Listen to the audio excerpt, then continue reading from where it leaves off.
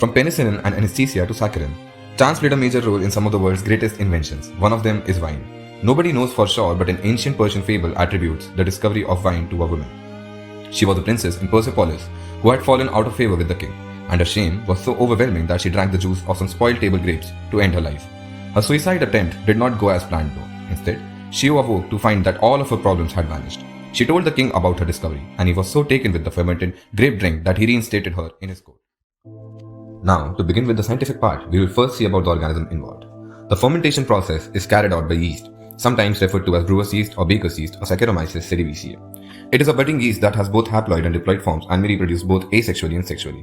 When nutrients run out, both haploids and diploids halt as stationary phase cells. If sufficient nutrients are provided, both haploids and diploids can go through multiple cycles of vegetative growth, mitosis and meiosis respectively. It is favored for the wine-making process due to its predictable and vigorous fermentation capabilities, tolerance of relatively high levels of alcohol and sulfur dioxide, as well as its ability to thrive in normal wine pH between 2.8 to 4. Now, without wasting any time, let's jump into the process of winemaking. The first step is harvesting phase of grapes. Harvesting occurs between early September and early November in Northern Hemisphere and mid-February to early May in the Southern Hemisphere. The grapes can be harvested by hand or by mechanical harvesters. Hand picking reduces grape skin breakage and allows the winemaker to select the best fruit for the winery. Harvesting is then followed by destemming and crushing. Destemming is the separating of grapes from the stem to reduce tannin development in the wine. The destemmed grapes are then gently squeezed to release the juice.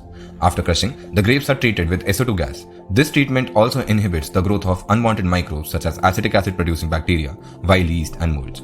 Fermentation comes next, which is the most vital step of winemaking. To carry out the fermentation process, cultured yeast is used. Essentially, the yeast uses sugar to produce alcohol and carbon dioxide at a temperature of 15 to 18 degrees Celsius for 21 days.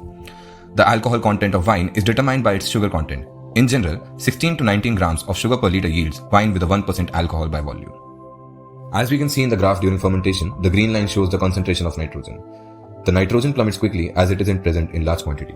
The purple line indicates the sugar level in wine, which tells us that it depletes in first 48 hours as we get rid of all of the sugar since it is converted into alcohol. The alcohol content is represented by the red line, which goes up as the sugar content goes down.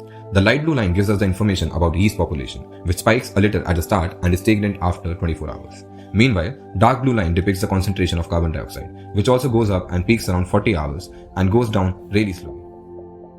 The penultimate step is clarification. After the fermentation process, the wine is left in fermentation tank with precipitates like dead yeast and pomace that settle at the bottom of the fermenting vessel. To get rid of these sediments, the winemaker performs clarification where the wine is transferred from one barrel to another.